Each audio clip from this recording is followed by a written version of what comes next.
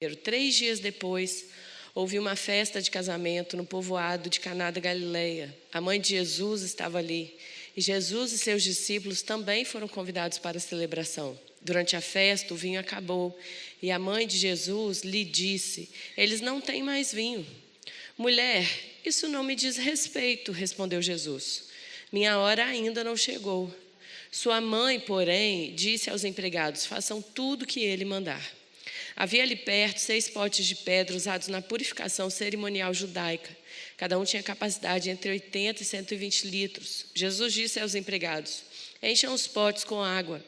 Quando os potes estavam cheios, disse: agora tirem um pouco e levem ao mestre de cerimônias. Os empregados seguiram suas instruções.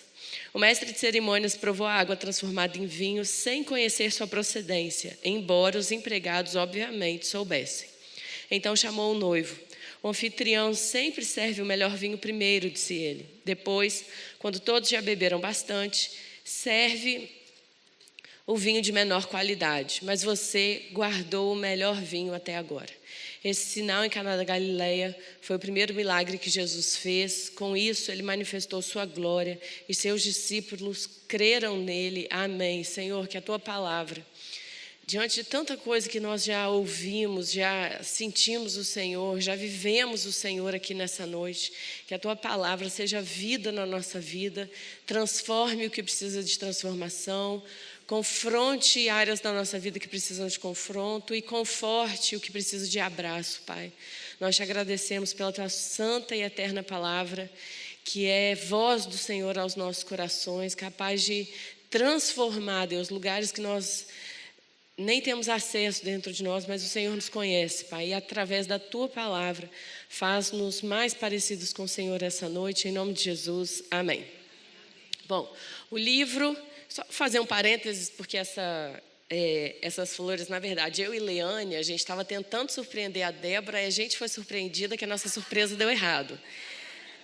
Mas, cadê a Débora? Ela fugiu? Ah, está aqui. É porque você sumiu, você tá da cor da parede. Mas assim, queria te honrar na frente de todo mundo mais uma vez, porque hoje em dia ainda, em alguns lugares, aqui não, Oásis não, mas ainda existem alguns lugares que é muito comum mulher competir com mulher. Dizem por aí que mulher compete, que mulher é isso, mulher aquilo, assim, invejosa. Mas eu sou muito feliz de ter uma irmã que é assim, um mulherão, gente. Eu tenho uma irmã mais velha que serve de exemplo, que é uma mulher que eu posso olhar pra frente e ver onde ela tá caminhando. Eu tô falando com você, bicho, para de mexer no celular. Te amo, cara. Te amo. Pronto. Então, quando Débora fez, desde o Eva a Esther, que foi o nosso primeiro livro, e agora de Maria até nós, a ideia era da gente recontar histórias de mulheres da Bíblia, do primeiro livro, Velho Testamento, e agora do Novo Testamento, como se fôssemos essas mulheres, com liberdades poéticas que não são permitidas no livro, porque não é um livro teológico, é um livro de conto, de romance, tem carta, tem diário, tem crônica, tem tudo ali, como se fôssemos essas mulheres. E aí, quando a gente foi fazer esse segundo livro, Maria, a gente está num grupo maior de autoras e cada uma podia escolher inicialmente 2 mulheres da nossa lista de Novo Testamento. E a noiva do casamento de Caná foi a primeira que eu escolhi. E eu imaginava, na minha mente, que eu faria um texto falando sobre família, falando sobre casamento. Porque é uma noiva e estamos numa festa de casamento. Então, eu imaginava que seria isso. Eu ia falar como começar uma família, o que não pode faltar para começar uma família, o que não pode faltar num casamento, o que não pode acabar num casamento. Enfim, dessas relações micro, mas que são relações que a gente constrói, que são tão basilares na nossa vida, na sociedade e por aí vai. Só que na medida que eu fui tentando escrever, e é um parto escrever cada página que a gente escreve, eu fui vendo que não estava dando certo. Não era aquilo ali que eu tinha que escrever. Não era para eu escrever sobre família, não era para eu escrever sobre casamento. Mas Deus estava querendo tratar coisas comigo, Raquel, não sobre família. É importante a gente falar sobre família.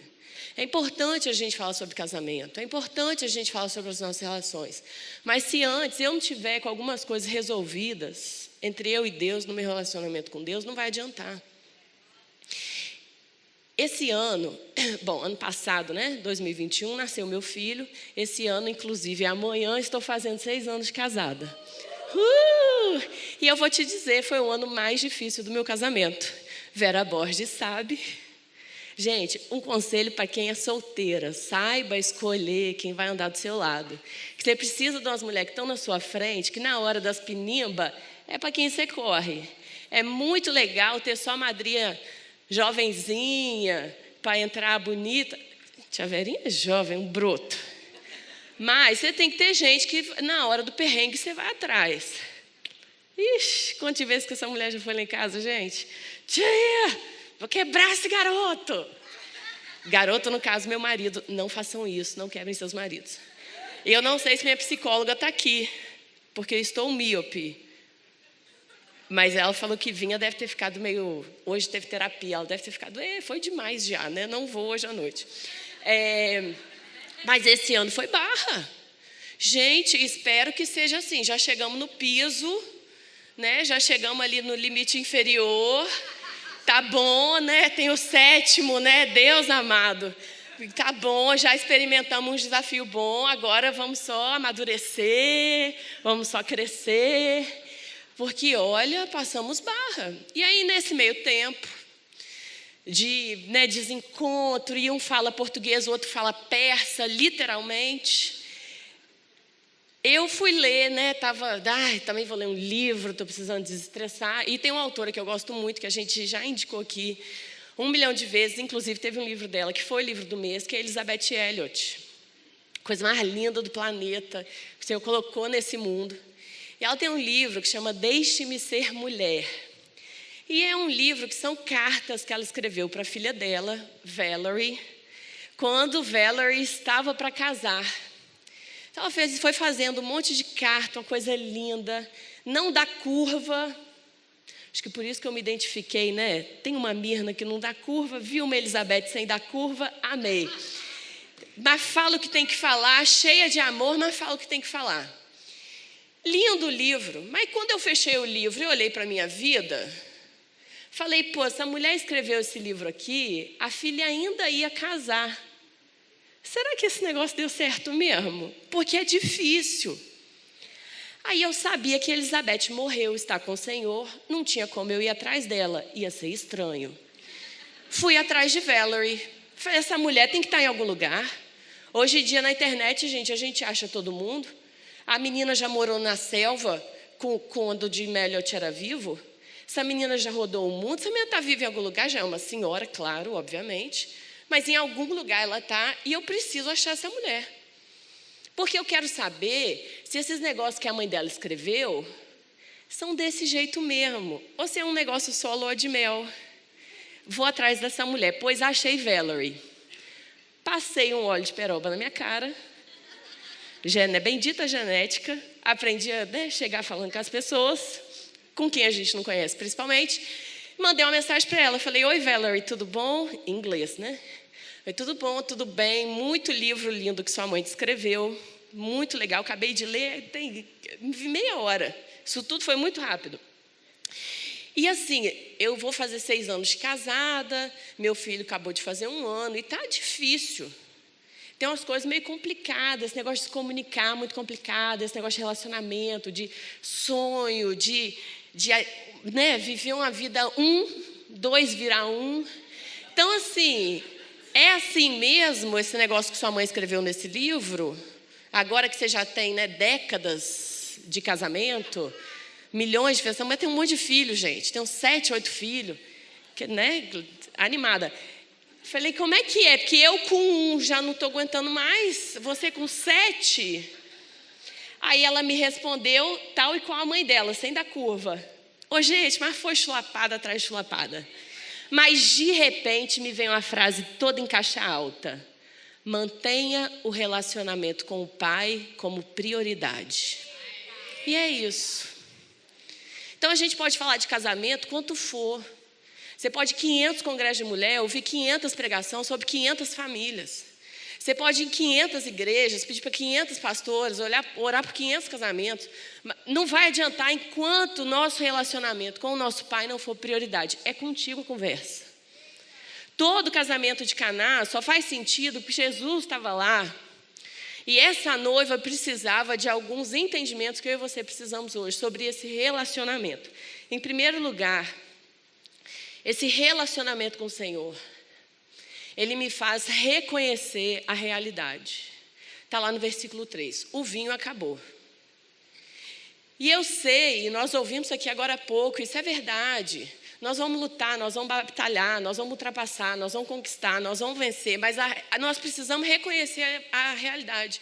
E a realidade é limitada. O vinho vai acabar. O vinho não tem para sempre. Olha Noemi, lá no comecinho de Ruth. Uma mulher feliz, tinha uma vida feliz, um marido bacana, uns filhos bacanas, umas noras bacanas. De repente todo mundo morre, sobra ela e as noras. Quando ela volta para casa com uma nora só, o povo fala, Noemi, você voltou? Ela fala, não me chamo Noemi, o vinho acabou. Meu nome agora é Mara. Minha vida é amarga. E a realidade que a gente precisa assumir é que a vida não vai ter jeito. Você pode ser maravilhosa, você é, eu sei que você é, princesinha do Senhor.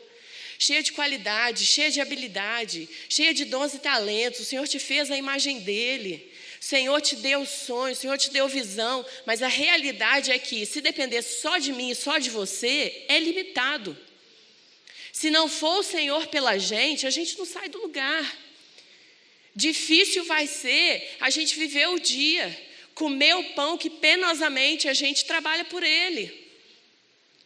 A realidade é limitada, a realidade é sofrida e não tem uma pessoa que tenha se encontrado com o Senhor que não tenha chegado nessa conclusão.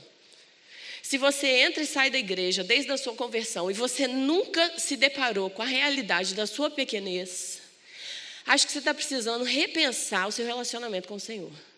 Porque diante dessa grandeza, dessa majestade, dessa glória, só nos resta gritar como Isaías, ai Deus meu, socorro. Ou gritar como Gideão, socorro, vou morrer. Ou como Pedro, retira-te de mim. E tantos outros que todas as vezes que tinham um encontro com o Senhor, quando a gente olha para a gente está pelado, que nem Eva no jardim. Olha a minha limitação, eu não tenho como me cobrir. O vinho vai acabar. E o vinho acaba, e não tem nada que eu e você possamos fazer pela nossa própria força que vai manter esse vinho rodando a vida inteira. Vai ficar bom, tá, gente? Calma. Mas enquanto a gente não entende isso, a gente não entende a graça.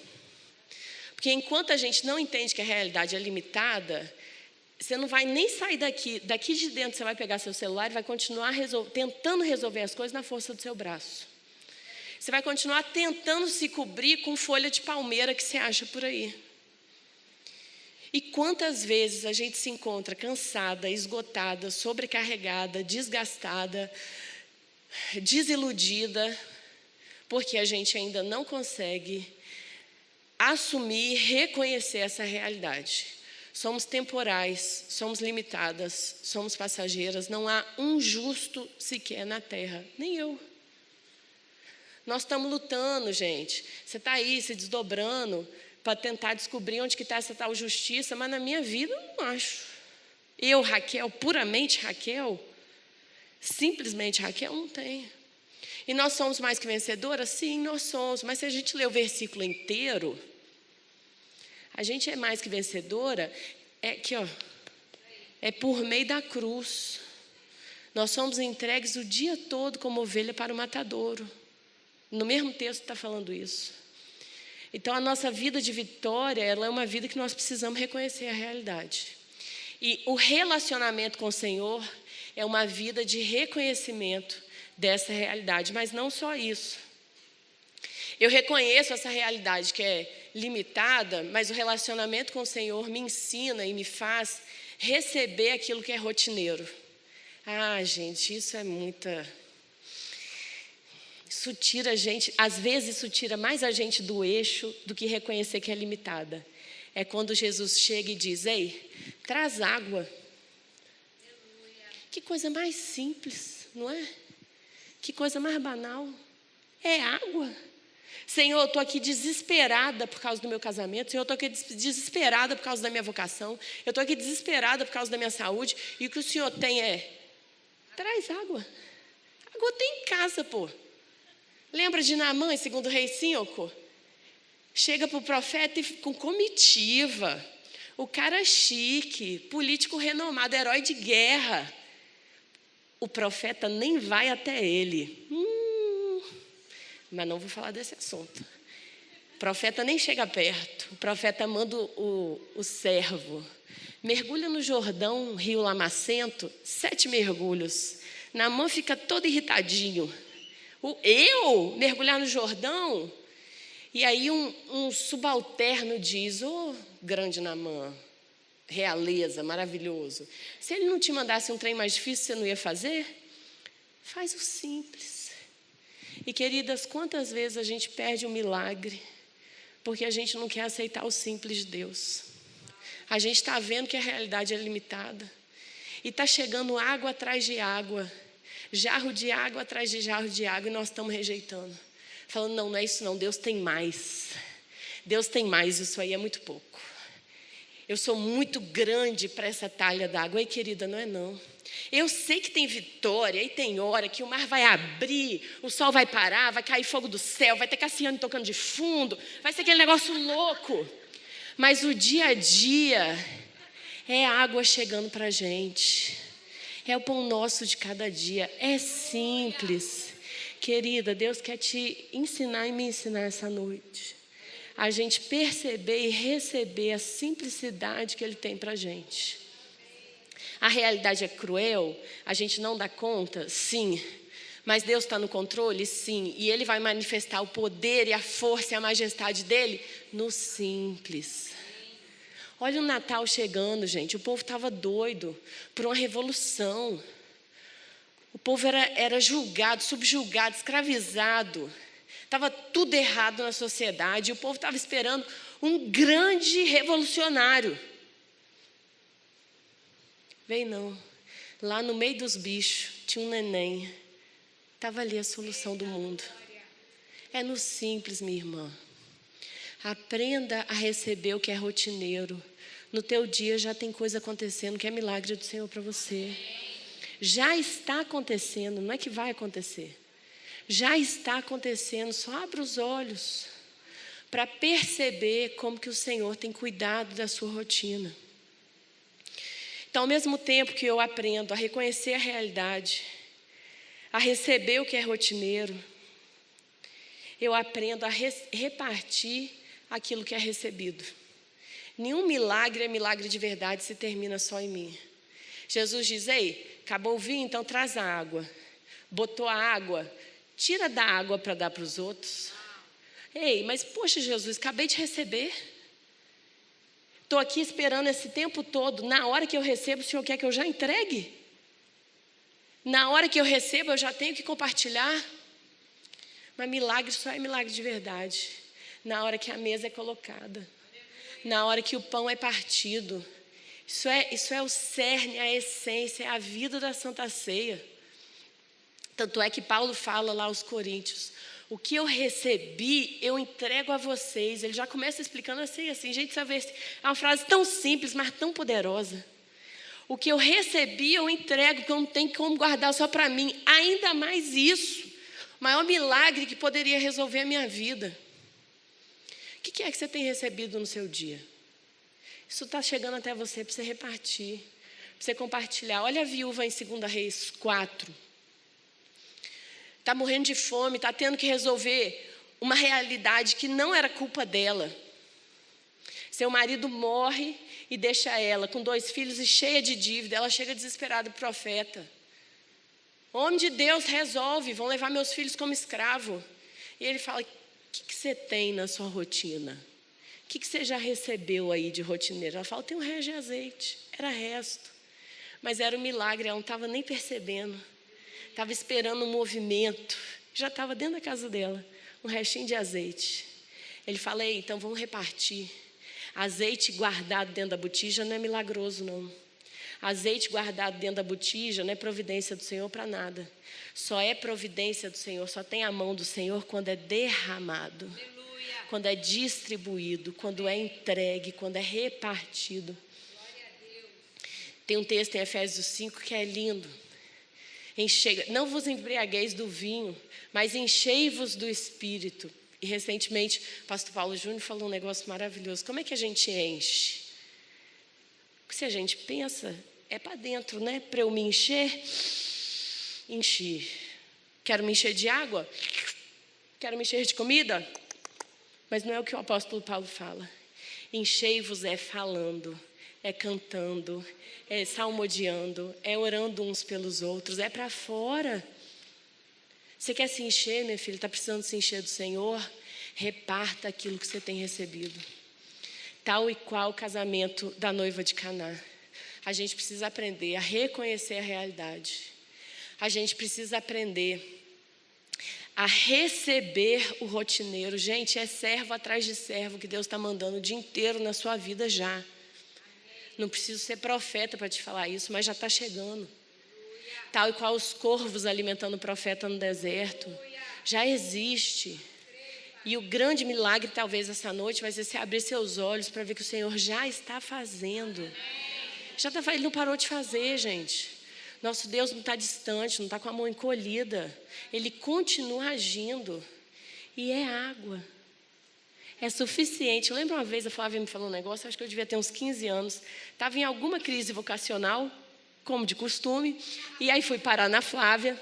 E a Flávia falou, Raquel, nem sempre as coisas são do jeito que a gente quer, mas é do jeito que a gente precisa. Não sei se você lembra disso, não. Lembro. Obrigada. É água. Você está querendo o quê? É um carnaval, fogos de artifício?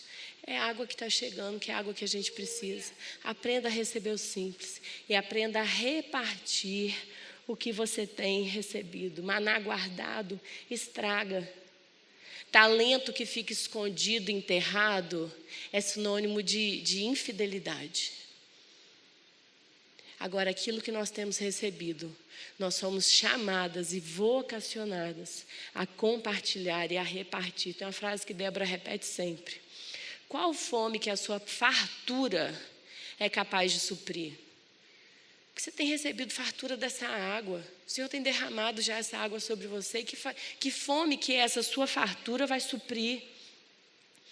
Quem que você vai se derramar em prol? Que é assim que a gente mostra que é servo de Deus. Quando a gente dá a nossa vida uns pelos outros, tal e qual Ele deu a vida dele pela gente. Elizabeth Elliot diz que essa é a essência da feminilidade.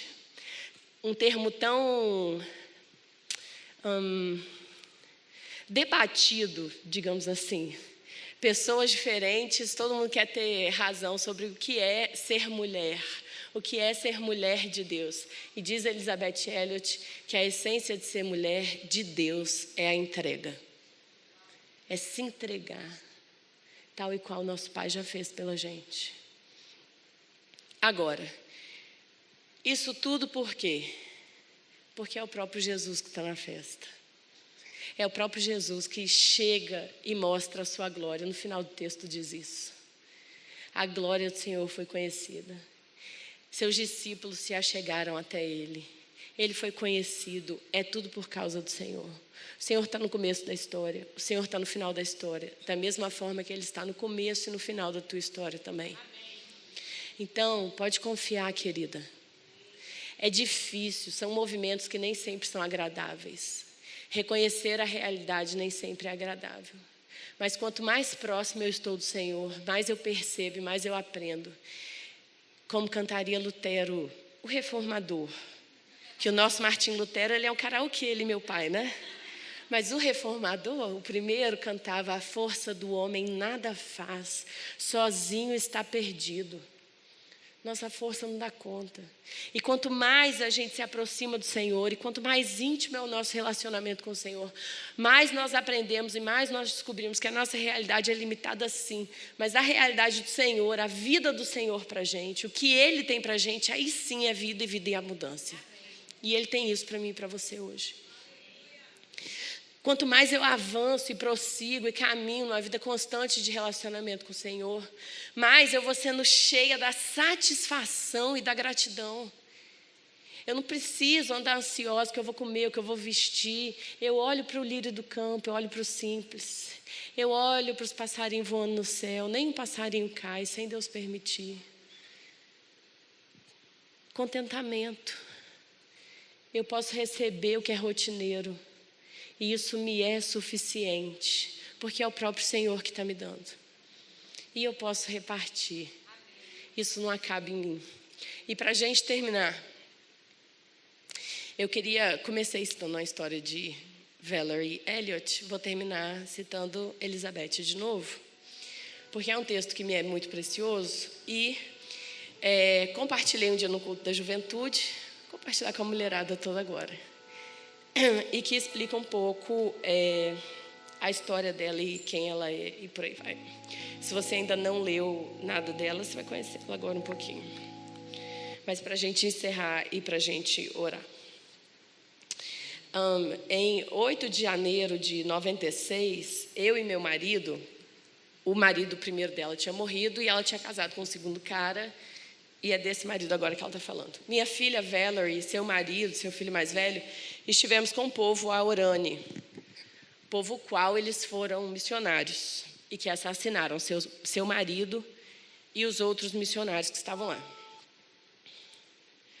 O filho do piloto Nate, que também foi assassinado, Nate, nos receberam carinhosamente em sua casa. Sentamos em rede, os Aorani se acotovelaram para nos ver. E eles se esforçaram para falar nosso nome, receberam com muita festa. Juntos, nos lembramos dos anos de 58 e 60, época que moramos ali, após o assassinato. 2 dos índios que assassinaram os 5 missionários conversavam sem parar, contando o que havia acontecido nas décadas em que estive ausente. Eles são crentes agora. O Novo Testamento foi traduzido para o idioma deles. A história desse povo, na época da morte dos 5 missionários e mais tarde, quando vivia entre eles, e durante todos os anos que tenho tido contato com eles, e refletido nessa história, à luz da minha própria história, revela uma coisa: Deus é Deus. Se Ele é Deus, merece minha adoração e meu serviço. Não encontro paz em nenhum lugar a não ser na vontade de Deus. E sua vontade está infinita, imensurável, indizivelmente acima dos meus conceitos mais profundos do que Ele intenciona fazer. É nesse contexto que o evento, o assassinato, tem de ser entendido como um acontecimento na história da humanidade. Acontecimento importante, de certa maneira, para algumas pessoas. Mas Deus é o Deus da história humana e Ele trabalha de modo contínuo e misterioso, realizando seus propósitos eternos em nós, por nós e apesar de nós. Vou pular um pouquinho. Não devemos depender de nosso nível espiritual. É só em Deus e nada menos do que em Deus que nos firmamos, pois a obra é de Deus e o chamado é de Deus. E tudo é realizado por Ele e para os seus propósitos. O cenário todo, a confusão toda, o pacote todo, nossa coragem e nossa covardia, nosso amor e nosso egoísmo, nossas forças e nossas fraquezas. O Deus que conseguiu tomar um assassino igual a Moisés, um adúltero igual a Davi, um traidor igual a Pedro e transformá-los em seus servos, é um Deus que também pode salvar indígenas selvagens, usando como seus instrumentos de paz um conglomerado de pecadores, que às vezes parecem heróis, às vezes vilões, pois temos esse tesouro em vaso de barro, para que o poder extraordinário seja de Deus e não nosso.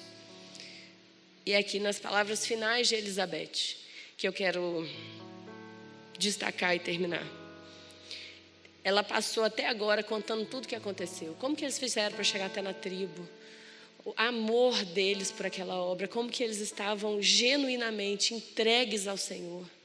Como que eles reconheceram a realidade tão limitada da vida deles, mas ainda assim se entregaram.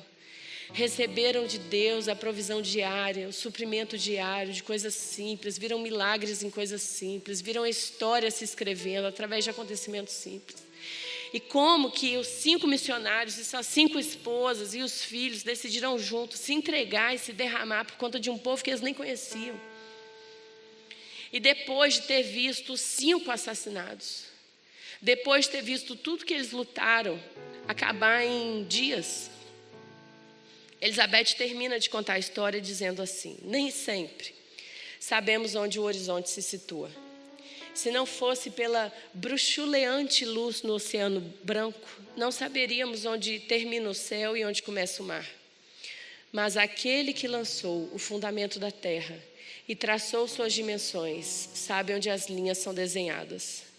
Ele oferece toda a claridade que precisamos para confiar e obedecer. E é isso. É difícil a gente viver às vezes esse relacionamento com Deus, de uma vida derramada, não uma vida só que eu recebo, que às vezes, querida, às vezes eu acordo de manhã e falo assim: hoje eu estou querendo só receber Jesus, só me abençoa. Mas para Jesus só me abençoar, eu tenho que me derramar o tempo todo, eu tenho que me entregar o tempo todo. E às vezes é difícil.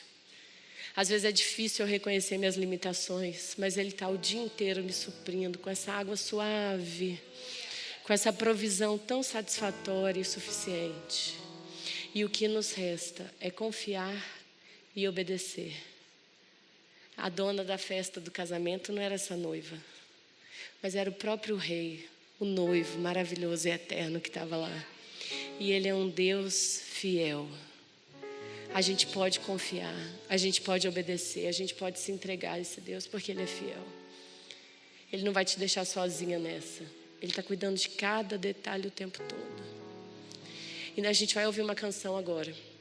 Enquanto a gente ouve essa canção, eu queria que você se derramasse diante do Senhor. Se entrega diante ao Senhor mais uma vez.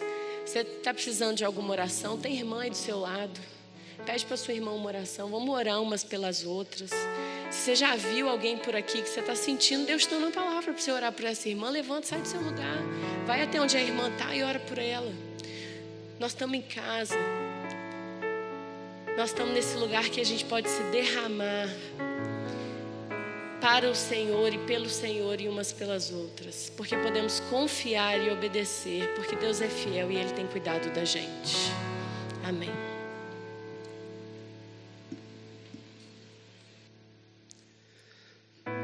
Nem olhos viram, nem ouvidos ouviram o que Deus preparou para nós. Um futuro certo, cheio de esperança e paz, muita paz. Quero viver teus sonhos, teus planos. Eu quero tudo que por mim conquistaste na cruz. A tua vontade é o meu prazer. Sem ti nada posso. Opera em mim o teu poder. Vê o fruto do teu penoso trabalho. Alegra-te sobre mim. Alegra-te sobre mim. É tão bom sonhar teus sonhos. É tão bom viver teus planos e conhecer a graça de pertencer a ti. Deus fiel, é tão bom fechar meus olhos e contemplar com minha fé todas as tuas palavras, tuas promessas para mim. Deus fiel.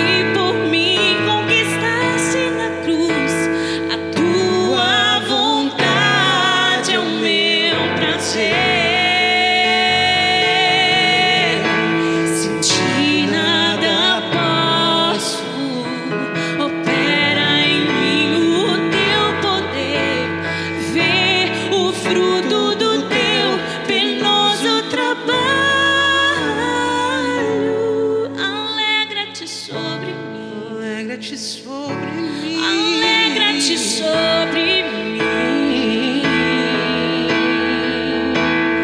É tão bom sonhar teus sonhos, é tão bom viver teus planos e conhecer a graça de pertencer a ti.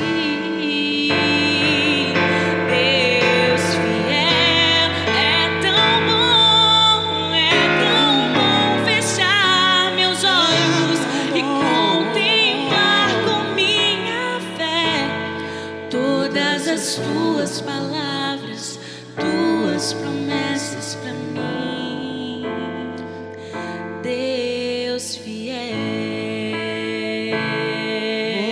Oh, Deus fiel. Só tu és fiel.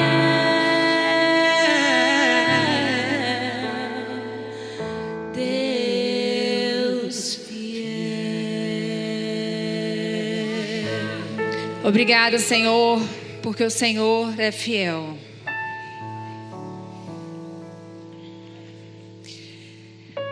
O Senhor é fiel em cumprir as suas promessas, Deus.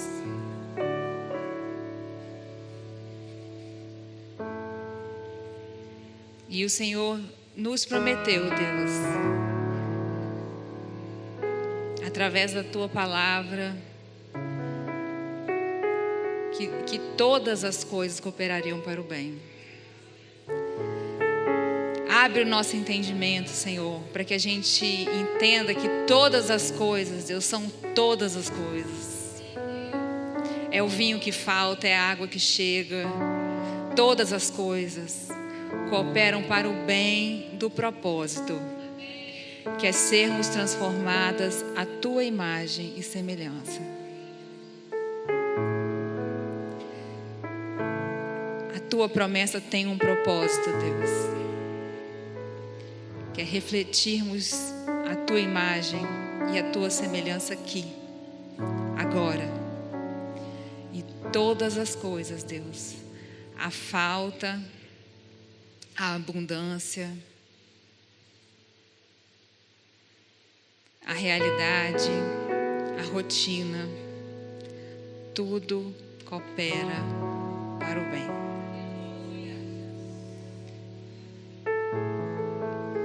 Obrigada porque em Ti, Deus, as nossas histórias podem ser reescritas, ressignificadas.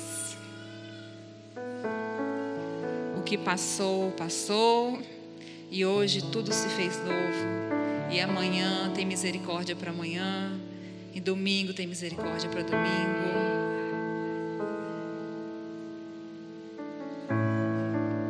Obrigada, Deus, porque em Ti, mesmo que as outras pessoas não entendam e até não nos perdoem às vezes, Deus, nós podemos perdoar e seguir, Pai.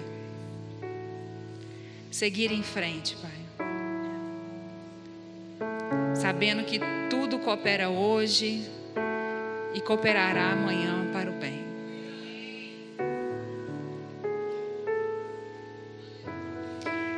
Derrama, Deus, sobre nós essa capacidade de enxergar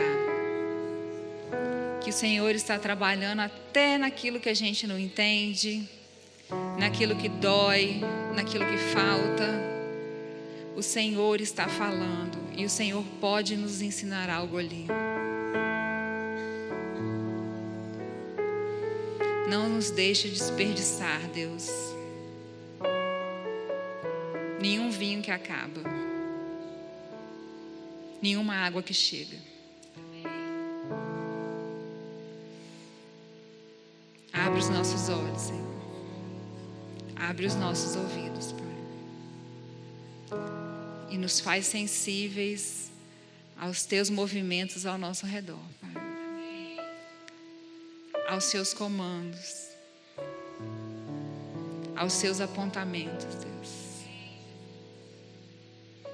Por misericórdia, Deus, nos faz sensíveis e atentas. Em nome de Jesus. Amém?